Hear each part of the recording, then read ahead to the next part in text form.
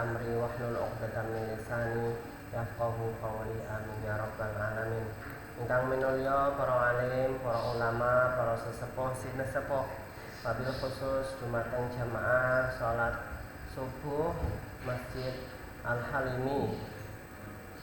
Wabil khusus malih ingkang minulya para asatidz Ma'had Al-Halimi, adik-adikku, para santri Ma'had Al-Halimi serta bapak ibu serta mbah-mbah yang sampun sami rawuh dalam pengaosan punika lanjutan saking pengaosan kala wingi. Insyaallah kita khataman mangke pada tanggal 20.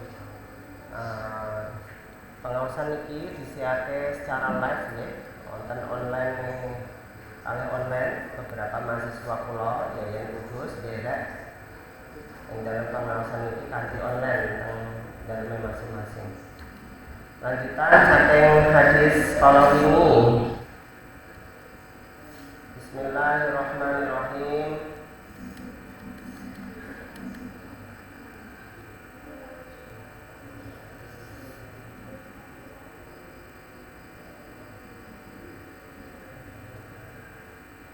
Ahabbul a'mal ilallahi adwamuha. Sebagusé amal kala wingi. Saya kala wingi niku kula jelaske kedhik malih nyambung. Sebaik-baiknya amal seorang hamba adalah amal yang kontinu, yang terus-menerus. Wa in qalla, meskipun sekedhik, walaupun sekecil apapun itu, kalau memang amal itu adalah amal yang kontinu, maka lebih baik daripada amal yang banyak tapi tidak terus menerus. Setahun langsung sholatnya temenan dalam waktu seminggu sarasan, sholat tahajud sampai ratusan rakaat. Dariku mboten nate sholat malam. Padahal yang saya niku nggih punika amal gede tapi terus menerus. Nggih, terus menerus. Kemarin saya sudah mencontohkan juga ada seorang sahabat yang sendalnya sudah sampai surga. Siapakah itu? Masih ingat? Bilal bin Rabah. Bilal bin Rabah itu adalah seorang muadzin Rasulullah pertama kali. Orang yang azan di zaman Rasul itu adalah Bilal bin Rabah. Siapakah itu? Sahabat Rasul dari Ethiopia, dari kalangan orang berkulit hitam. Wireng kok silet gandang. Wireng hitam. Lupa. Ngerti Pak Arif? Iya. Karena memang orang Afrika itu rata-rata memang hitamnya hitam legam, hitam banget. Teman-teman saya banyak dari sana, rencana-rencana pulau kuatah, saking Ethiopia, saking Ghana, saking Senegal, Afrika. Waktu di Mesir dulu, ya. Suatu ketika wonten mati lampu. Saat kami di asrama mati lampu. Pulau Medan saking kamar, saya keluar dari kamar, wonten tiang gede dhuwur, wireng, lampu mati pula. Saya ketok cuma gigi mecengis. Wakil keluar tendang langsung ada tribun, langsung keluar teriak setan. Ternyata hanya keluar. Ya Allah, ternyata aku jane maksudnya setan. Karena saking hitam di tempat yang gelap, ya. Terus gigi etok mecengis. Ya Allah ya Rabbi, itu asli ya. Terus, ini rencana apa? Jadi saya di Al-Azhar itu satu kelas itu bukan dari satu bangsa, tidak dari berbagai bangsa. ada yang dari kulit putih seperti hanya Uzbekistan, Turkmenistan, yang tinggi-tinggi, ganteng-ganteng kayak artis-artis lah, ya, ganteng-ganteng api-api kan. Wonten sing saking Cina, sebagian Cina, satu dua saking Cina, wonten saking India, wonten hitam-hitam, ya, ada yang dari Malaysia. Ini. Nah, Islam itu tidak membedakan ras, warna kulit, keturunan. Yang paling dicintai Allah nanti adalah paling bertakwa di antara kita. Tidaklah karena bangsa seorang tidak, bukan karena harta seorang tidak, keturunan seseorang tidak, apakah dia keturunan menteri, presiden dan lain sebagainya, tidak. Inna akramakum indallahi atqakum. Yang paling mulia di antara kita tidak lain adalah karena bertakwa. Berikutnya hadis ahabbu sholati ilallahi ta'ala sholat Daud. Yang paling dicintai dari sholat hamba-hamba Allah adalah sholatnya Nabi Daud. Wa ahabbu siyami ilallahi siyamu Dauda. Yang paling dicintai menurut dari Allah Subhanahu wa taala adalah puasa Daud. Puasa Daud itu apa? Wa kana yanamu nisfal laili wa yaqumu sulusahu wa yanamu sudusahu. Dia tidur, sholatnya Nabi Daud itu sholat ketika waktu malam hari tidur, pada sholat isya tidur, habis itu bangun lagi sepertiga malam sholat, kemudian tidur lagi sampai menunggu subuh. Sampai di sini paham ya, adik-adik ya. Jadi tidur, terus malam tahajudan, terus menunggu subuh tidur lagi. Tapi yang kebablasan subuh, kebablasan jam itulah kan, sholat subuh. Ini buatan saya. Sekarang kan ada alarmnya, ada alarm dari HP, dari apa namanya, dari jam, mudah kita untuk dibangunkan. Apalagi sekarang ketika waktu malam Ramadan sudah ada ya takhir, ya, ada suara insan juga ya yang membangunkan kita saat waktu sahur. Ini kita perlu syukur ya. Kemudian puasanya Nabi Daud itu seperti apa?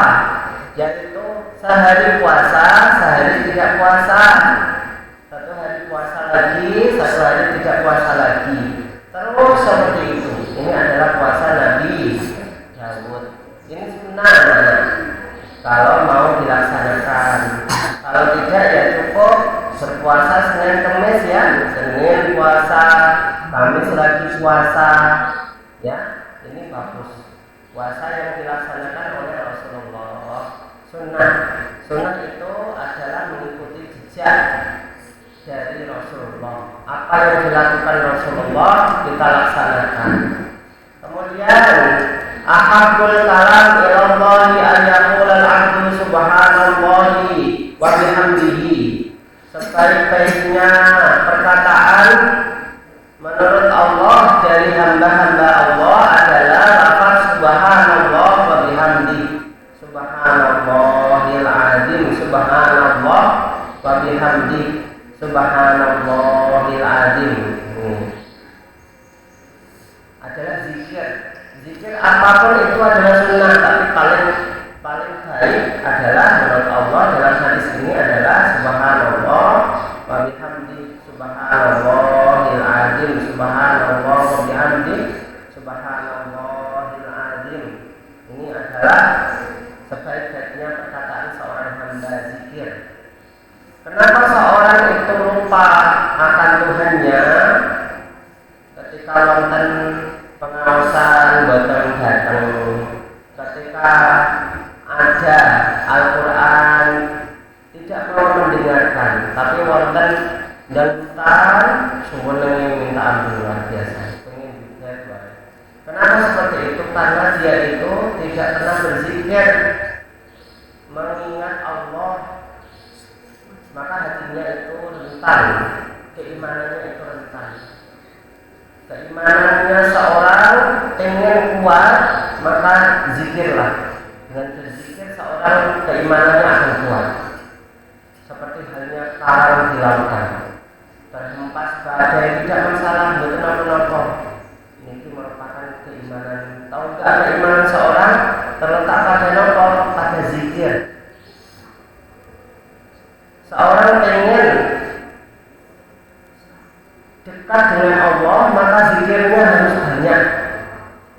Zikir ini tatma'in qulub, akan melembutkan hati. Zikir apapun itu.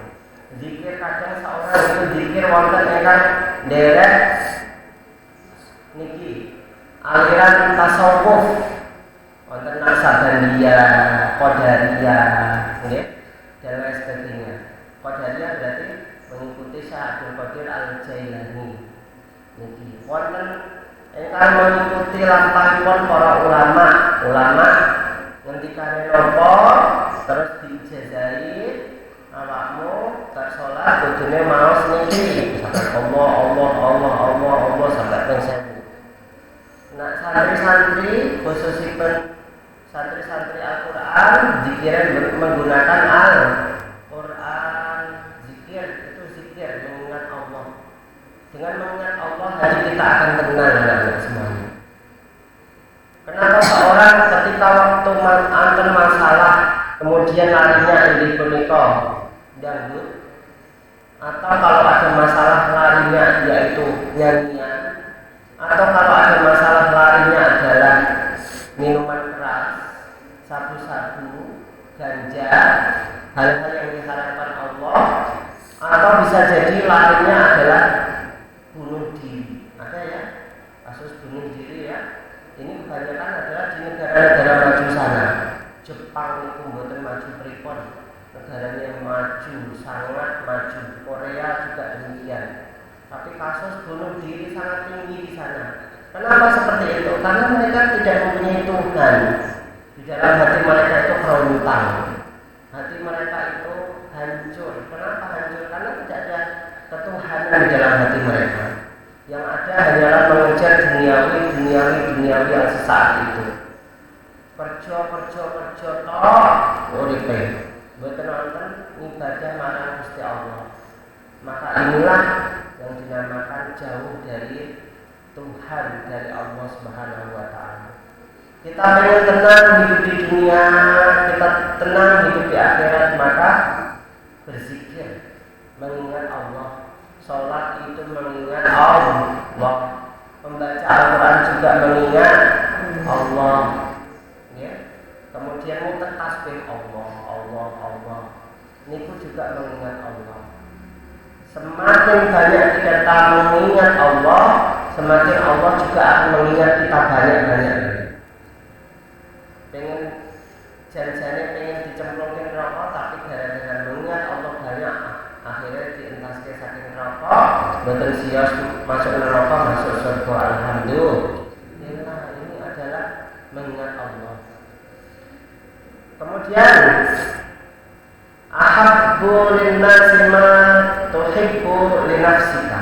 Ahib linnasi ma tuhib linafsika. Cintailah manusia sebagaimana engkau mencintai diri kalian. Berarti penekanan hadis ini, kalau kita tidak mau disakiti orang lain, ini pengulangan hadis sebelumnya. Ini sudah pernah saya baca ya. Kalau kita tidak mau disakiti orang lain, jangan menyakiti. Ifat budi abi kala taktok falikfi'u nuraka. Jagalah kecintaan ayahmu, jangan kalian memutusnya. Apa yang dicintai oleh ayah kita ketika waktu beliau masih hidup, maka kita harus mencintainya. Ini antara ayah dan anak.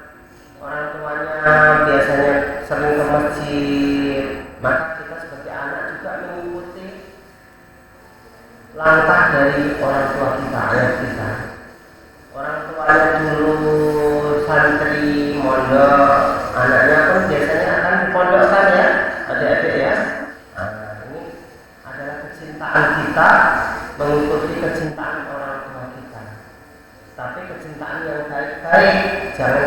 yang buruk-buruk, dan kecintaan yang buruk-buruk nggak perlu harus kita ikuti. Kemudian berikutnya, ahabbu buyutikum ilallahi baitun fihi yatimun mukramun. Sebaik-baiknya rumah, kata Rasul, menurut Allah adalah rumah yang di situ ada anak yatim yang dimuliakan di dalamnya. Ini adalah sebaik-baiknya rumah. Rumah yang baik itu apa? Bukan rumah yang makro-makro, tidak. Yang rumah halamannya luas, tidak. Yang luas, yang catnya bagus, tidak.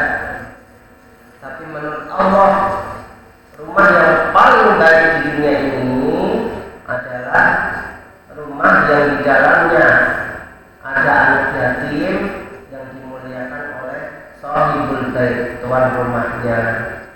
Ini adalah rumah yang dimuliakan oleh Allah. Caranya kayak gimana Pak? Ada anak yatim ya di panti asuhan. Panti asuhan kan banyak di situ, ya, di sekitar ini banyak. Ada anak yatim, ambil satu, kita didik di rumah kita besarkan, kita sekolahkan. Ini kalau mampu, ya. Kalau tidak, kita cukup ke panti asuhan, kita berikan santunan di situ. Nah, ini bapak-bapak juga demikian mengajari anaknya. Anaknya bandel luar biasa. Orang kalau di pondok nyenal-nyenal, nak ngomong ditinggi-tinggikan. Nah, ini bisa untuk cara agar anak ini bisa tidak bandel lagi. Caranya kayak gimana? Bawa anak ini, anak yang bandel tadi, ke panti asuhan, diperlihatkan anak-anak yang ada di panti asuhan, yang mana anak-anaknya masih kecil-kecil. Kita sampaikan kepada anak tersebut, nah, anak-anak ini, anak-anak yang sudah tidak ada bapak, tidak ada ibu, mereka di sini dididik di panti asuhan ini. Demikian juga kamu, kalau kamu nakal terus, nanti bapak mati, kamu jadi anak yatim, kamu akan dididik di sini. Mau kamu jadi anak yatim? Tidak. Akhirnya dia taubat, tidak menjadi anak yang nakal. Nah, ini anak semua. Ini adalah pendidikan akhlak. Pendidikan akhlak itu adalah pertama dalam Islam. Tinggi ilmu seorang, tapi kalau memang dia tidak mempunyai akhlak, maka rendah di mata Allah. Akhlak itu mulia, akhlak itu yang pertama. Baik budi seorang ini penting ya, semua. Jangan cuma kecerdasan saja. Orang cuma kecerdasan saja nggak ada gunanya di mata Allah. Yang pertama yang harus kita jaga adalah akhlakul karimah, akhlak yang mulia kepada siapapun itu. Kemudian berikutnya, ahabbullahu ta'ala abdan samhan idza ba'a wa samhan idza ishtara wa samhan idza qada wa samhan idza qada. Orang yang paling dicintai oleh Allah adalah orang yang mudah, memudahkan orang lain di dalam jual beli, baik itu dia itu menjual sebagai seorang penjual, sebagai seorang pembeli kadang ngeyel namanya. Pirambah 5.000 ini dia paling 5.000 enggak? Anak-anak kok 5.000. Nah, biasanya ngoten nggih. Maka orang seperti ini tidaklah orang yang dicintai oleh Allah. Kalau ingin dicintai oleh Allah, maka mudahkanlah urusan orang lain dalam jual, dalam beli, dalam berinteraksi sosial dengan orang lain. Ini permudahlah. Kalau memang ada yang mudah, kenapa harus kita persulit? Ya, yassiru wa la tu'assiru, basyiru wa la tunaffiru. Dalam hadisnya Rasul juga demikian mengatakannya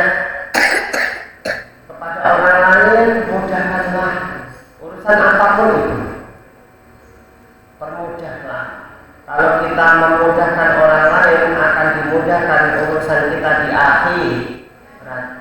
Tapi kalau kita menyulitkan orang lain, maka kita juga akan disulitkan di akhirat. Mau disulitkan di akhirat? Enggak mau. Pengen cepat-cepat masuk surga. Nanti anak-anak semuanya di akhirat itu ada tempat namanya mahsyar. Saya belum pernah cerita ya ini ya. Mahsyar itu saat kita dibangkitkan dari alam kubur. Besok mati ya. Pasti semuanya orang akan mati. Setelah itu akan ada hari kebangkitan. Loh, mati Pak? Ya, orang yang mati itu sudah berkalang tanah, tinggal tulang belulangnya saja. Ya, setelah itu dibangkitkan oleh Allah lagi, menyatu seluruh tulang belulangnya. Kemudian jadilah manusia seutuhnya, ada kulitnya, ada aliran darahnya, ada matanya, dan lain sebagainya. Bangkit kita dari alam kubur menuju kemana? Namanya mahsyar. Mahsyar itu apa? Tempat dikumpulnya seluruh manusia yang pernah diciptakan oleh Allah di dunia ini. Dari manusia pertama sampai manusia terakhir.